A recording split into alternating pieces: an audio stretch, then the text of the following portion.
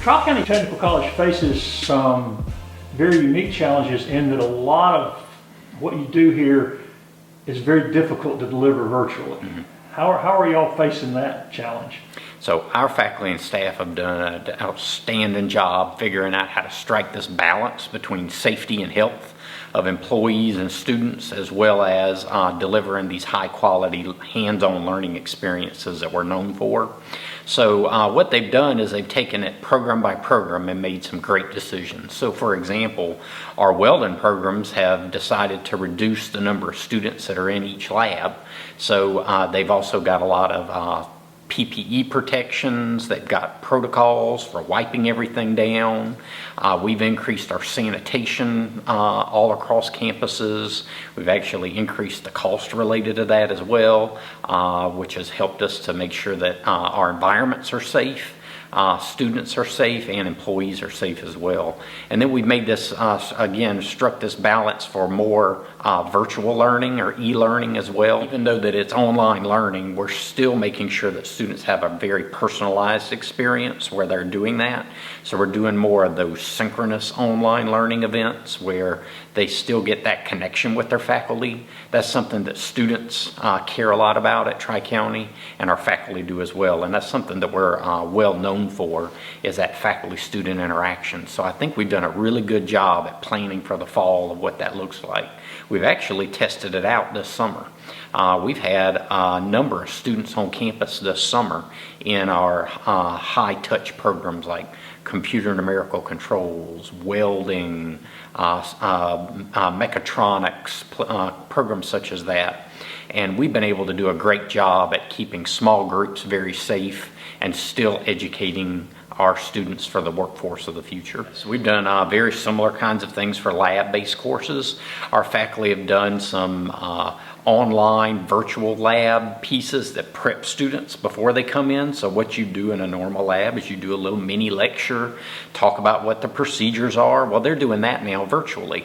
So it's kind of like a flipped lab. You've heard of flipped classrooms. They're doing a flipped lab. So they're going to deliver that lab in a virtual fashion on the front end, and then they're going to have small groups of students come in to do the hands-on portion. So it's a really good mix. Again, keeping this balance of safety and then high quality learning.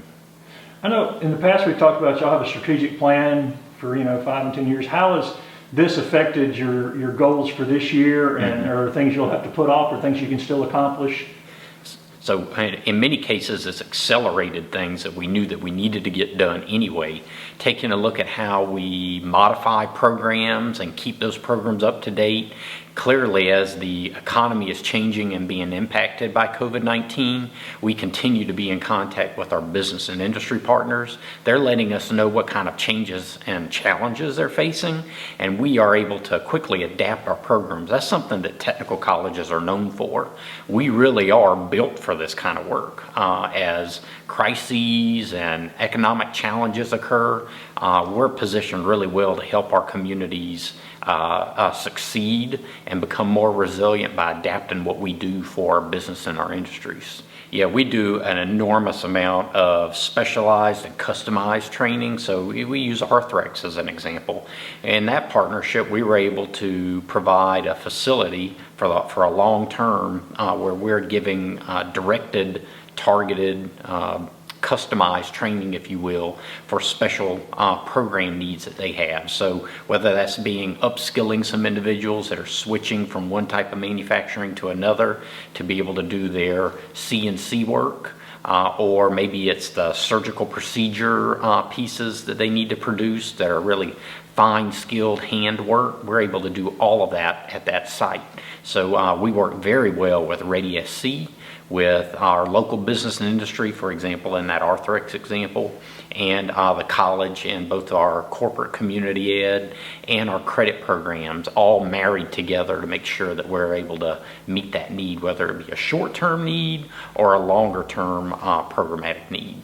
So since the beginning, Tri-County Technical College, as well as all the technical colleges in the state of South Carolina, have had a mission of supporting and helping to drive workforce development and economic development. I see it as a bridge. We are the bridge between workforce development and economic development. So we're able to help industries find highly talented people, and then we're able to work with school districts, like our Career and Technology Centers, our wonderful AIT that has just opened up in Anderson County, as well as the Anderson Career and Technology Center in Districts 1 and 2, and then all of our other Career and Technology Centers we've got great relationships with. We've got great relationships with other local and governmental agencies, and what we do is we work with them to create new workforce pipelines. So that's how we bridge that gap between workforce development and economic development, and it's all about pathways. We try to make sure that nothing that we offer dead ends anywhere. The limitation is only by the potential or the desire of that individual as to how far they want to move up. So we've got structured pathways all the way from high school dual enrollment to the bachelor's degree, and then in some cases in healthcare all the way to the doctorate. So there's really no place where you have to stop learning. What I want people to know is that Tri-County is here for you for your entire career. So as individuals decide, hey, I want to change careers, or I want to upskill and learn something new, we're here for all of that. We serve a lot of people who have bachelor's degrees, master's degrees, who are trying to gain additional skills. So it's not just your first job, we're here for your entire career. We started in the early 60s at the college, and we have grown from one facility, one small couple of sets of buildings, all the way to having community campuses in every one of our service areas. We've got an industrial technology center down the road that provides welding and CNC with over 100 welding students that we turn out. We've got joint ventures with our quick job centers. We're able to provide quick turnaround positions for local needs. So the college has expanded all the way from that handful of students that we served in the early 60s all the way to over 6,000 students each fall, and a total of over 8,000 or so students each year in our credit programs, and somewhere upwards of between 5,000 and 8,000 non-credit students. That's really hard to believe in this small area that we serve that many people. We touch a lot of lives in our community. We've got a variety of model programs that individuals have come and visited. One of our stellar programs is the Bridge to Clemson program. That continues to grow. We're expecting over 1,000 students in that program this year. That is, of course, a program that's highly designed with Clemson University. The students live on Clemson's campus. They take classes with us. We have an excellent completion rate, and those students that start at the college have the same graduation rate as if they had started at Clemson University. And that's kind of bearing itself out with all of the other students that come here. Often people wonder what happens to students once they transfer. We track that, and we know that the students that come to Tri-County Technical College and then transfer to a four-year college or university have a much higher graduation rate. The national average is somewhere in the 42%. We're at 60 some odd percent. That is stripping the gears on graduation rates. It's just another example of how we offer really high quality learning experiences and support people to reach their goals and dreams. We are very blessed to have a great partnership with Dr. Bob Couch and his staff at the Anderson Institute of Technology, and we've also are blessed to have great leadership at our Anderson campus.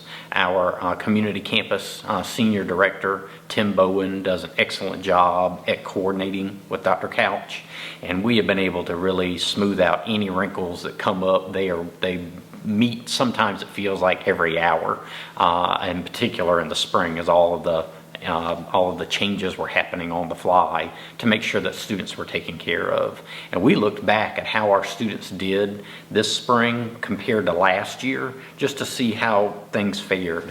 We were very, very happy that the number of students that succeeded was almost the exact same percentage compared to last spring. I think that's a testament to the work that the faculty and the staff do at the college, but then also those partners that we have in K through 12 to make sure that their students are supported.